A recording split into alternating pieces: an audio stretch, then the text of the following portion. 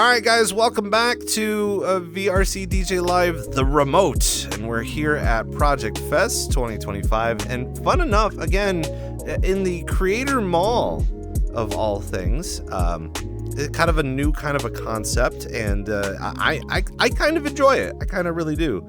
Here, we got to make sure our cameras are looking pretty good. And of course, in proper fashion, as with our guests here on the show, we only have one chair. I was surprised that you weren't going to just sit on Kyudo. Anyway, but we have lots of room here at the desk. Considered. Yeah, that's fair. I did consider, but you saw all that cake. The desk broke a little bit, so imagine. I'm just saying, like, I'm not. Listen, if we get an indent in the desk, we would just give you a Sharpie so that way you could just sign the indent, so at least know we have the indent. See, nice. Here's the thing. We're married now, so like, I don't have to beg or ask. It just happens. Listen, it was already bad enough that like I was a producer for a famous pitcher from the Cincinnati Reds by the name of Rob Dibble, and he had a show for a very long time, and I was producing for him and screening his calls, and we were working together about 2 years. And he is I have my own baseball card famous. Like, he's got Major League Baseball card stats.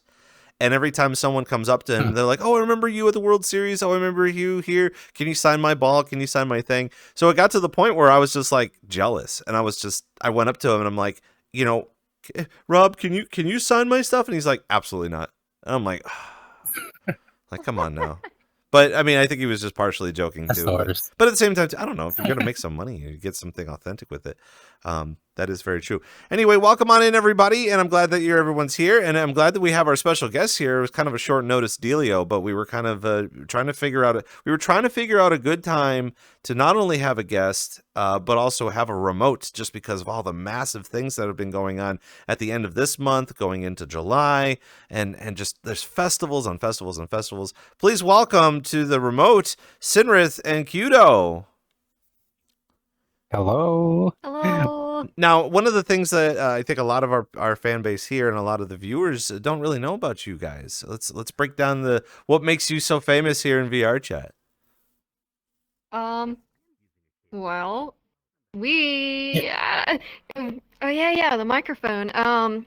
We talk quietly until we have microphones. I don't know. What do you?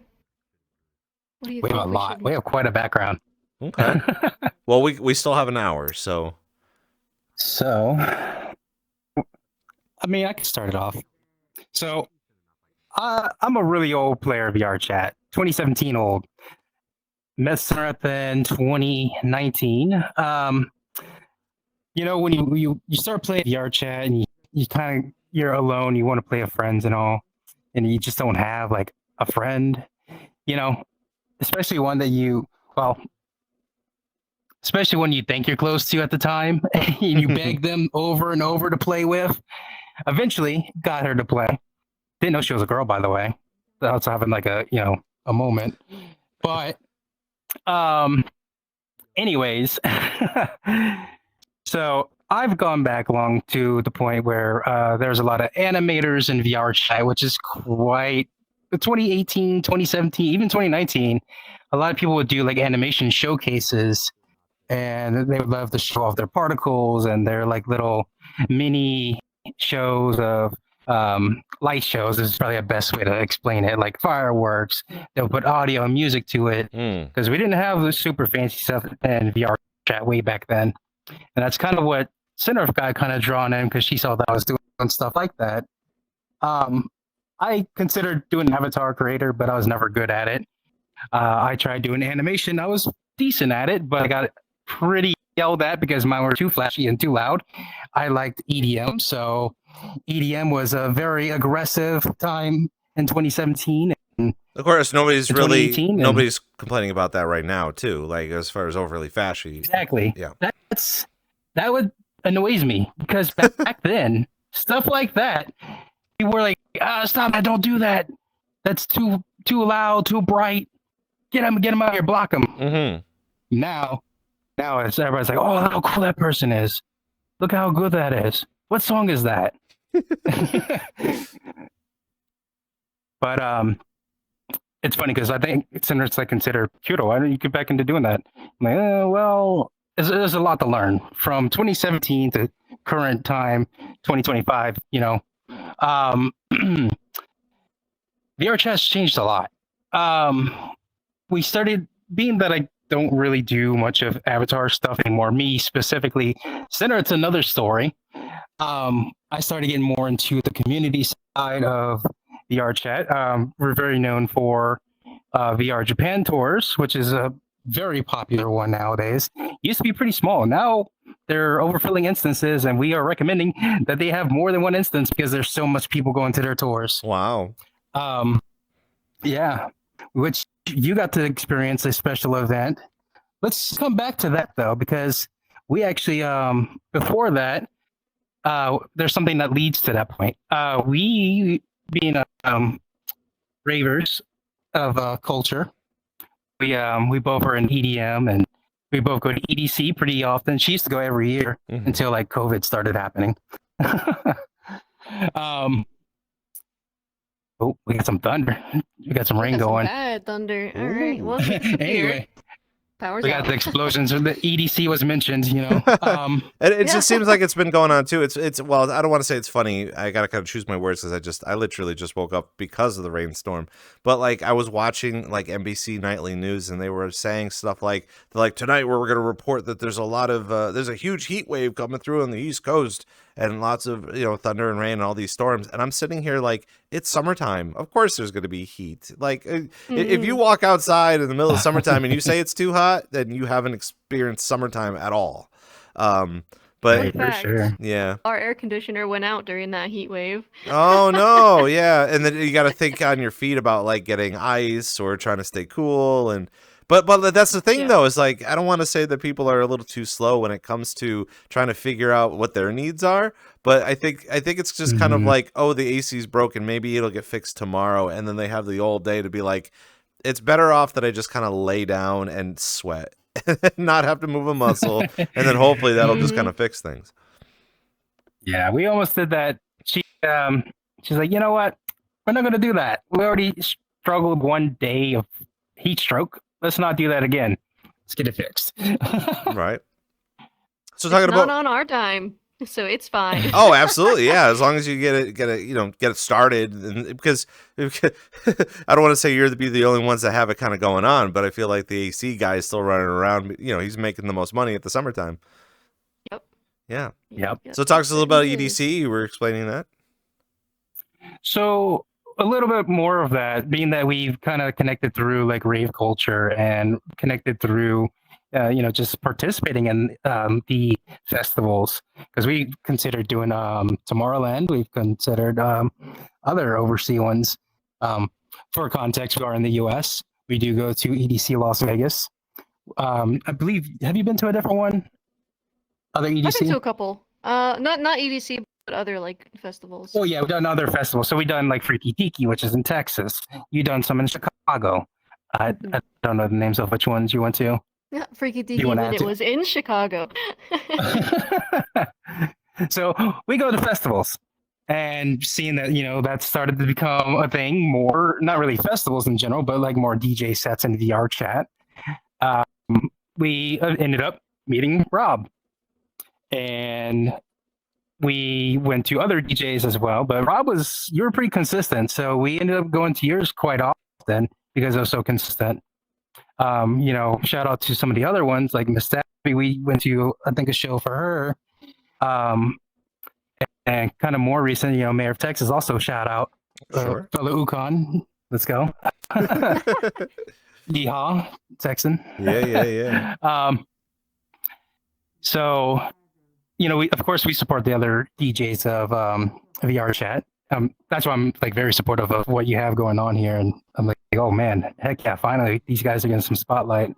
I've considered being a DJ. It's definitely once you actually stop and look at what you have to do and consider your choices, you're just like, you know what? I got enough going on right now. Right. Yeah. It's fun.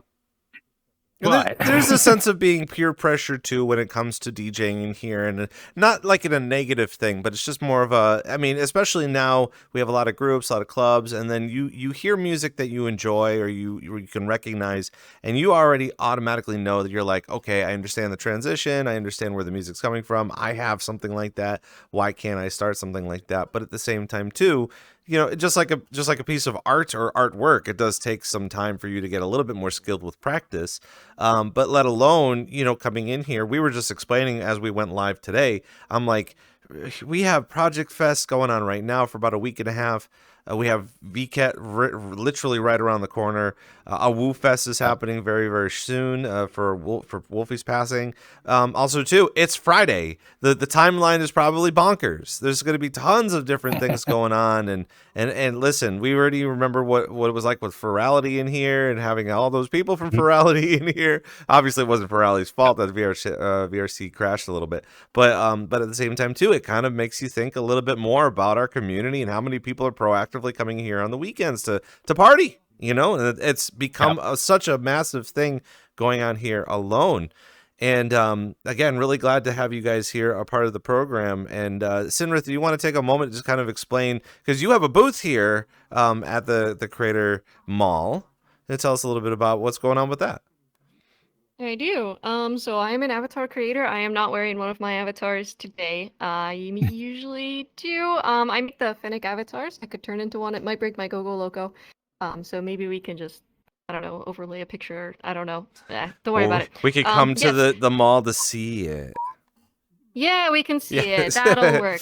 Yeah. It's across the street from this booth here. Mm-hmm. It's just across the street down the road. Yes. But yeah, I make the Fennec avatars. I started making models probably 2020, 2019, somewhere around there. I started making from scratch models actually after the first virtual market that I went to, not the very, very first one.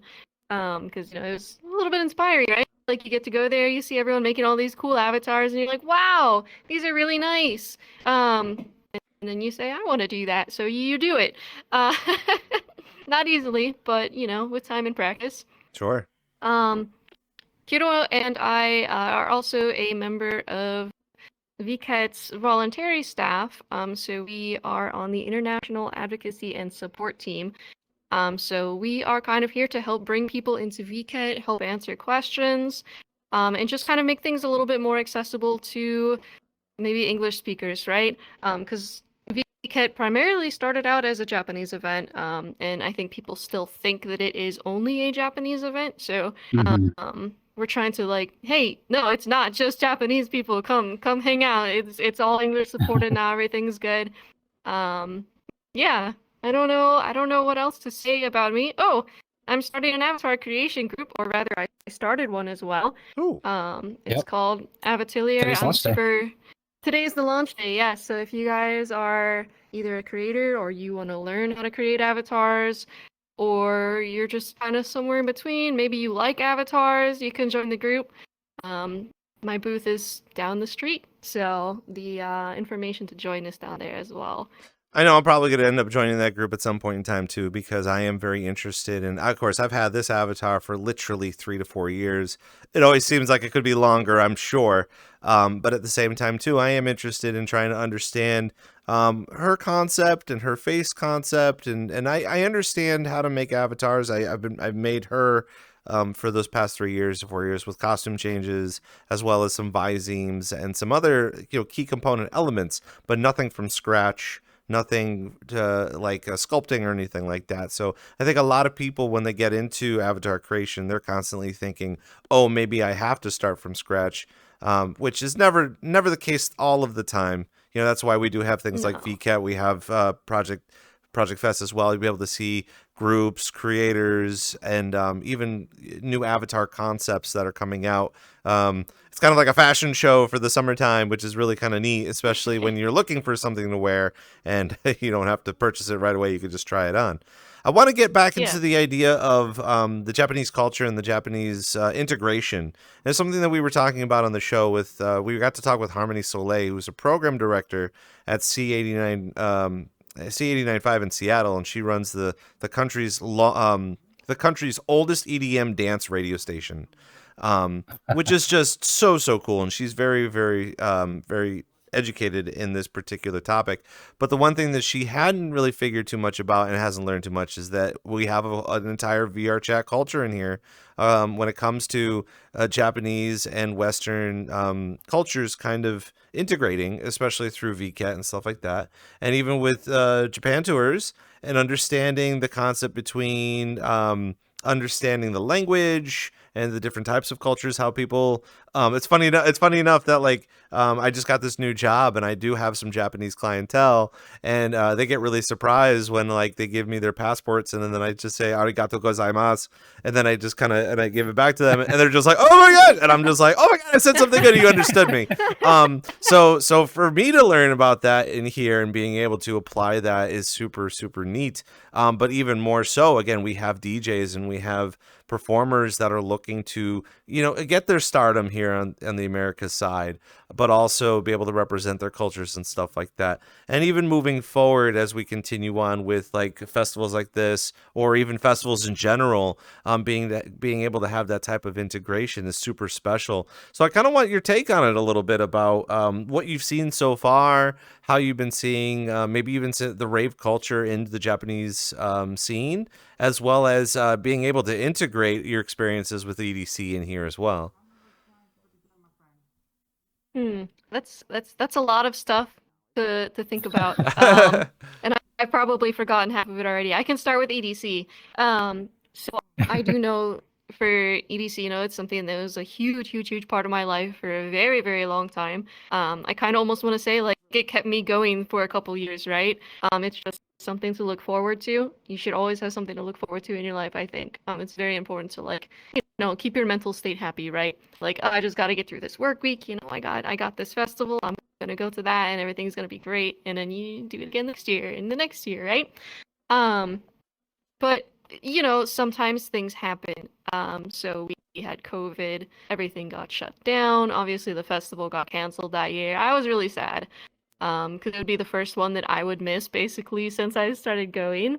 So I remember at the time, and I think that's actually where we met you for the first time. I ended up sitting down and creating a basically full-scale version of EDC, of the Las Vegas Speedway, of the stage of the first EDC that I went to, and I invited basically all of the friends that I had. I'm like, hey, come share this experience with me because this is something that's really important to me. It's been a big part of my life. You'll have fun. Also, I made a cool world. It's kind of optimized. I don't know if it is anymore, but it was pretty iconic too, to be able to, because not everybody gets those opportunities to go to Las Vegas and be able to explore or experience that type of thing.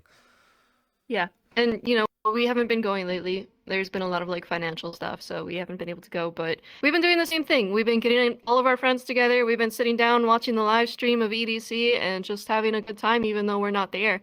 So we still kind of get to participate in a way. As far as Japanese culture and EDM, do you have anything to say on that? We really wanted to go to a club in Japan. We didn't get a chance to because we were tired. Yeah, I can add to that. So I'm not super familiar with the Japanese rave culture. However, I can say from VRChat experience, I have been randomly invited to some live Japanese DJs, and you'd be surprised. Like, they're not as big, obviously. Like, they run very small instances in most cases, but they are very lively. You can walk up to them, they'll start chatting, kind of like what you do, but like you can literally stand there, the DJs, and they just have a full conversation while they're mixing in front of you. Like, how is your English so good? Like, I'm just having fun. So the Japanese DJs that I've run into, they're really nice. They love the chat. And it's almost like to the point that they forget they're DJing. Like, oh, you're forgetting your song there. Pay attention. So they are small, and I do feel like they are a little shy when it comes to being out there. I know some are trying. Like, I know the ones I've run into, they have like Twitch streams. Surprisingly, their Twitch, they have quite a viewing, but like their actual like live in instance, like, still having like in Publix too. They're like very, very minimal. Mm-hmm. And like I almost feel kind of awkward being in them because there's like a moment where it's just me and the DJ. And not that it's anything wrong with that, but It just seemed like an everybody early wants- night. Yeah, there were like the DJ's just starting off, and you're just like, oh, I'm not there yet, and he's not there yet, and it's kind of weird. Yep. And then I go back because I know like they actually have viewers on their Twitch, for example, and I don't want to be the cause for them messing up on their set or for their viewers. So I feel bad trying to like not really conversate, but just exist and be like a fan or be appreciative of what they're doing. But then they want that attention too because they want to know, like, hey, you're here. I'm happy you're here, and they want to talk. And all of this is great too, just because of the fact that, like, for me, it's, I get to see it on the DJ level, and there's some other DJs that come on here, or even club owners too. They've got a job to do, and they have to try to get in people, or they need a DJ or something like that. But for both of you guys, it's a matter of you have festival experience as a community member, as someone who is just going in as a ticketed member, and also, again, even you still have time to DJ. You still can find a console, and you can still get in here to do the thing. Oh yeah, we'd all show up and we'd see it, and I'm not gonna judge or nothing. I'll just sit up there and just be like, okay, we'll just wait and see what he does. But at the same time, Kyudo was my old username. By the way, but it's like you guys have been in here for quite a long time, and you've been able to see how the rave community has been transforming. And we've got a very quirky phrase here on VRCDJ Live, what we call it the boom of 2022. And that's literally when things. I mean, it started off in like 2019, 2020. But there were a couple of my hands. There were a couple of YouTube videos or just regular videos up on YouTube. YouTube videos showcasing all the different things that we've had gone in the scene, and there have been some videos that have been kind of negative about our community as well. So we've been trying to understand how to talk a little bit about that. But it was because of those videos and those interviews back in 2020 that, again, it took 2 years to kind of get more people involved in 2022, but it kind of happened, and that's kind of why our community has exploded to the size that it is. So I want to have you guys break it down of how when you first came in, the things that you got to experience. Of course, the benefit for you, both of you, is that you're avid 3D sculptors, so you can kind of come in and just make whatever you want and then be able to experience that sort of thing. But even talk about some of the experiences that you got to see and be a part of here in VRChat alone. Whether it be festivals or club events, or just tell us a little bit about how you've been able to see the change in the past several years. Want to tell it? Yeah, I could talk about it a little bit. So when we first started, I don't think we were super in tune with the raving community. Like when we first started, we kind of got into a little bit. Yeah, definitely. We're very, very shy. So we didn't go to too many events when we first got started. So we would typically host our own, or back when we first started playing, a typical rave, I guess, was literally going to Void Club and just jamming out to the music there, right? Classic. There wasn't really a live video. DJ or anything. Yeah, it's just a video. I'm trying to think of when I first started actually seeing live DJs. I know you were probably one of the first ones that I saw. We also some old ones that we probably don't remember their names of. Yeah. So I know Live Fest was a thing. We were too shy to go to it with a big group, so we kind of went by ourselves. I know this is kind of jumping a little, but you were super with Muzz and supporting that. Yeah, I was gonna talk about that because Muzz was probably one of the first DJs I saw actually taking full advantage of the fact that this isn't real life. You can do whatever you want to. And I remember watching one of Muzz's sets, and of course he had the dancers and stuff like that, and he had his own theme and everything set up around that. But during one of his sets, he literally made himself massive, and it was the coolest thing I have ever seen. I'm like, oh my god, that is awesome. And I think that's probably a lot of DJs have been inspired by that since then, right? But that was just something cool that was new at the time, right? Muzz took his production to a new level. Then you have Slyfest, which is also very well produced. And then there's smaller things where it's maybe just a little room, but it's got really nice shaders. It's super flashy. There's a lot of people crammed into a tiny room. I think there was one that happened a while ago that was just like a closet, and everyone just fit in the closet, Back or it was like a before, like- bathroom or something. Back before audio link was a thing, and back before like everything was relying on particle systems, and everybody had to like handcraft each one. Yeah, what are your thoughts on that? I mean, I know I would say several years ago, but even last year, boiler room sets were kind of a really popular thing.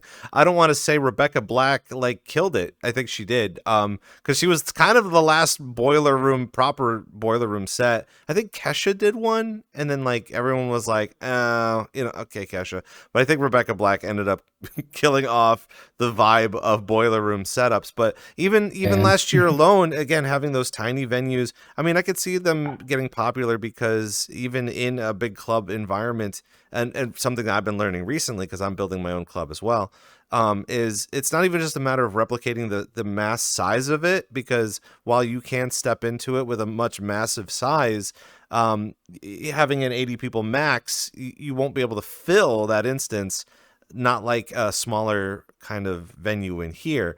And that was kind of the popularity, was the boiler room. Everyone was kind of compiled together. But even things like with Sanctum too, is they had that noise suppression that not everybody was in tune with, but I could understand the flavor of how that was. So I'd love your opinions on that too. Yeah, actually, that's a good point. I haven't thought about that in a while, just because I haven't really experienced it in a while, but I do know exactly what you're talking about. Because there was one set, I can't remember who the DJ was. It might have even been Chuck way back that was playing that way back. There was like a really cramped world. The audio was, everybody's on top of each other talking. Of course, my computer is lagging so hard. The DJ was good. The music was really good, but the vibe of the crowd, it was a bit rough. You know, like obviously you find like you'll shuffle your way to another group of people, and like, okay, I can hang around these guys, and then you have that one guy that's gonna be really loud, and in the back just okay, it's time to block this guy or something, because it's killing the vibe. You're killing the vibe, man. Like you do yours in Orion, which is pretty spacious. There's like, you don't really get too much overlap of too many people standing on each other. It can happen, but it doesn't really. The spacious sets, I kind of like it a little more, because if people want to be close together, they'll do it. And you see it all in your sets pretty much all the time. You'll see the big group gatherings. You'll see the people spaced out. You see the all over the place.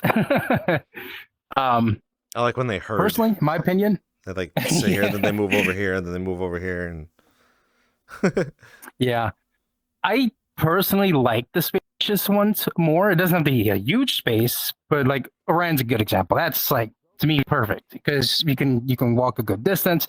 Earmuffs are a thing now. Thankfully, you know, it's been a year or so since we had them, but they're such a blessing to have in VRChat. We needed them for so long. I think the set I'm thinking about, that was before earmuffs were a thing too. So ouch on our ears. Right. So do you think in the future, do you think when it comes to making venues and stuff, do you think that's any importance now? I know it's getting more like finite details when making stuff like this.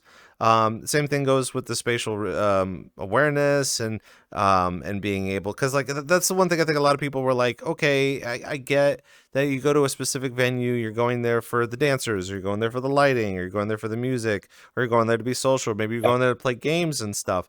But so as we continue to kind of talk about this topic, nobody really has a definitive answer on what the perfect venue is going to look like in VRChat. Like, I'll give my quick opinion, and I'll have Sinrith give an opinion real quick. My opinion on that, as a participant, I would say that it really depends on what kind of set you're aiming for. If you want that set to be more lively, that it's more focused on the music, I feel like you can have the set be more dedicated to specifically the music. If you want it more dedicated to the people being kind of more closer together and have more of a socialization a little bit, kind of forcing them to be more social, the smaller way is the way to go. If you want it to be more specifically about you and your performance, then I think you should have it focus around the world itself and, of course, yourself. Okay. Like if you have a world, like I know, I believe Miss Stabby, she makes worlds kind of like that, where it's like more focused on like the DJ, and it's more performant of like, oh, the world's more alive to what the DJ is doing. So having that's not negative, of course. That's amazing. Having it specifically cater to that, I think that's really cool. But if you wanted, like I say, you're doing a stage like that, and you wanted people to be more cramped up and social and talking and meeting people, then that's probably not the way to go. So it depends on your stance of what you're trying to aim for. I can let Sinrith have an opinion. Yeah, I mean, I can agree with Kyudo, but I also think that there isn't such thing as a perfect venue. Just Yep. because no matter what you do, somebody's not gonna like it, right? Mm-hmm. That's just how it is. It's the same with avatars. Like, no matter what you do, somebody's not gonna like it. You can't please everybody. Everyone's definition of a perfect venue is gonna be different, right? I think that there are a couple things that pretty much everyone is going to agree on, like, hey, the world should be optimized, right? Because if you cram like 100 people in a room and the world is not optimized, you're just gonna have a really bad experience. Of course, if the avatars are not optimized, you're gonna have a bad experience too. But you can turn those off if they're like too bad, right? Mhm. You can't really turn off the world so much. There's settings you can change. There's stuff like that you can do. But honestly, I think that if it's not like optimized, if it's not a performant world, you're not gonna have a good time, and nobody's really gonna be too happy with it. That's probably like the number one thing that is probably across the board, like everybody's gonna agree with, right? For me personally, I really like audio link. I like lighting. I think that's probably pretty common as well, right? Like good lighting is a good thing. I don't know. I don't know what else. Like I said, it's gonna be different for everybody. I could add something that Sinrith can answer. Okay. Your comparison to VRChat fest, like DJ events versus like IRL, like EDM festivals, like the vibe you're receiving from either one, the comparison like that you feel.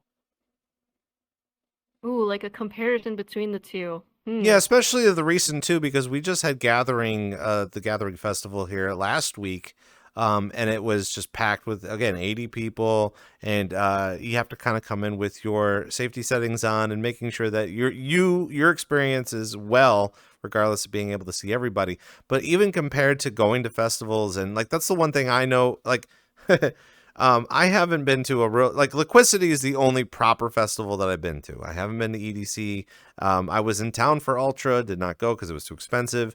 But every time you see those types of festivals on the TV, you just see everybody like shoulder to shoulder in the crowd, and it makes me think a lot about like New Year's Eve, where it's just like, okay, you're in the front near the ball. Where are you going to find, a way to use the bathroom or go get a snack or water or even sit down? Yeah. You're standing that entire time. So every time I see those festivals, I'm just constantly thinking about that and just being like, are people genuinely miserable? Are they having a good time? And then at that point in time, when you're in the front, you're going to say, oh, forget it. And then you're just going to go into the back and take care of business and then try to work your way back up again. She's a professional at that. I can speak to that. Yes, I've spent a lot of time on the front. I get there pretty often at EDC. I'm on some of the little like, video camera things. It was horrifying. Don't ever get on the video camera things because you're gonna look back at yourself and you're gonna be like, oh god, that was me. Don't ever do that to yourself. Well, I mean, you could save it too. Like, you could put it up on YouTube, or you could save it, put it in like your archive hard drive or whatever. And then as you go old, you're just this is my only experience. See, that's the thing. I can pull up an old YouTube video of EDC right now, and I can find a video. Yeah, that's what I'm saying. Like, at some point in time, as through the years, and you develop a family and whatever, you're gonna want to show your kids and be like, yo, mom went down. Had a good time. Look how cringe your mother was. There's your mother. I mean, I'm pretty chill about that though, right? Like, I don't like being shoulder to shoulder very much. I can tolerate it on certain days, but on certain other days, I'm not having it, right? Like, it depends on the day. But for things like EDC, you get there early. You stay there until like your bladder's gonna burst, and then you leave and you just settle for the fact that you're not getting back up there for the rest of the night. That's just how it is. If you wanted to, sure, you could, but you'd have to like push your way through a bunch of different people and like try to like weasel your way up there. It's quite difficult. And I, maybe give context of the timing frame too, because that plays a huge role of EDC in festivals. yeah. You have to really endure to be at a festival. So and that is taxing. So when it comes to understanding the future of what we're going on here, I know one of the hot topics in VRCDJ Live is we're constantly considering, okay, even now, like we're all working. We know it's summertime. We know it's hot out. Finances are always very tight, especially as if I don't want to go ahead and say it's too early to say it, but to save money during the holidays, which is, you know, a couple of months away, or even taking vacation. A lot of people are going to be trying to go to TwitchCon this year. And having, Japan. Oh yeah, go to Japan. Yeah, go to Japan's always a good time too. That's not cheap. That's what I'm saying. Well, from what I've been hearing from Lund, it's cheap, and I'm just like, well, I got to figure out what cheap is in your eyes. I mean, to be honest. Yeah, exactly. Yeah. But it's cheap when you get there, but to get there, sure, is not cheap. Yeah. But even more so, like again, we have a ton of festivals in here, and to bring up the fact that again, you guys know how busy Fridays and Saturdays are constantly in VRChat, let alone having stuff like the fest here and VCAT and all these other festivals kind of going on. You know, are we are we leaning towards burnout? Are we like driving head first into burnout for the next month or so, or are we just getting better prepared for when the festival season does come back up? That's definitely something I've been thinking of a lot of lately. Yeah.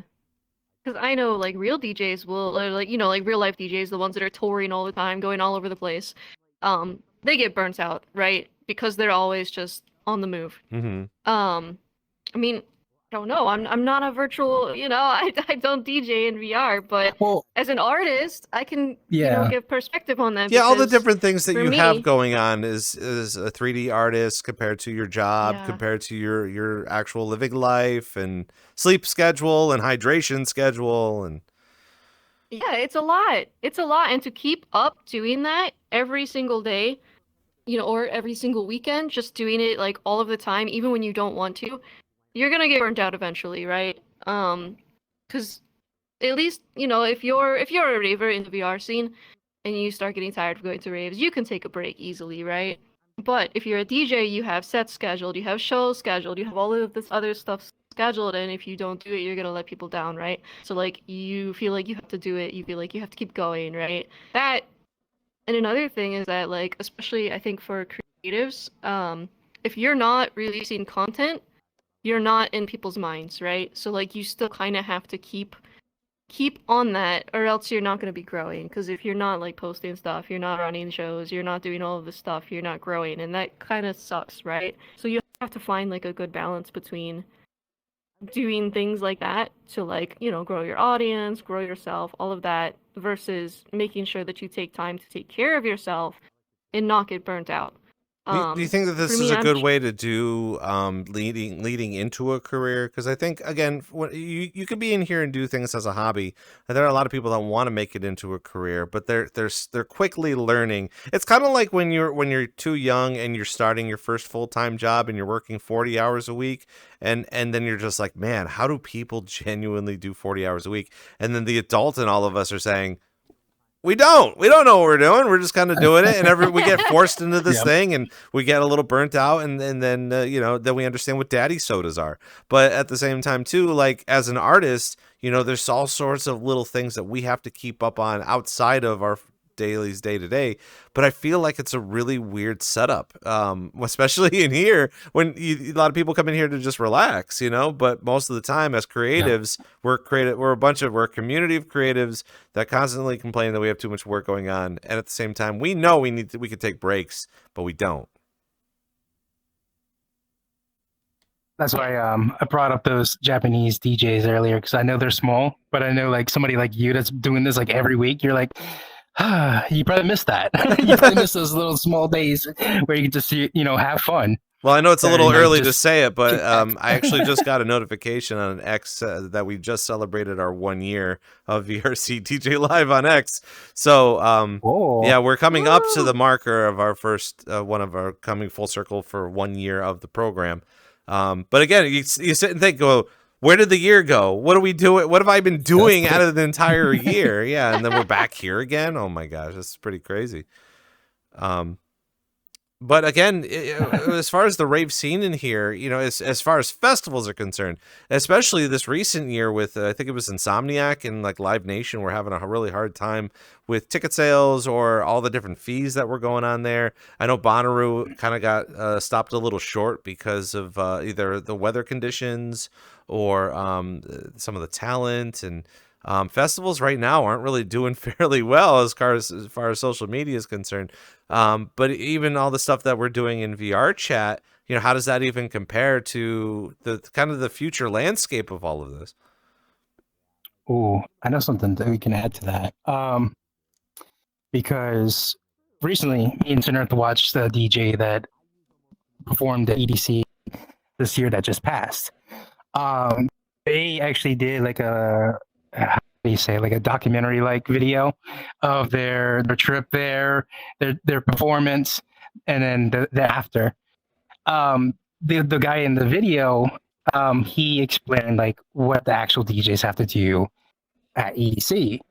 And you wouldn't believe, I know you would. I mean, you probably did some research, but you wouldn't believe that these DJs, they spend thousands and thousands of dollars just to perform live. And they spend a lot of money. Like just the fireworks alone, I think he said, what, $12,000 he spent just on fireworks?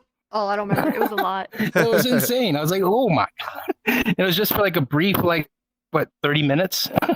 It's like, imagine burning like just $12,000 in 30 minutes. Yeah, and I just actually went to MomoCon this year back in May, and to my surprise, being there, I learned that on the rave lineup was Laid Back Luke. They were able to hire Laid Back Luke to come in and perform, and he was only there for the night.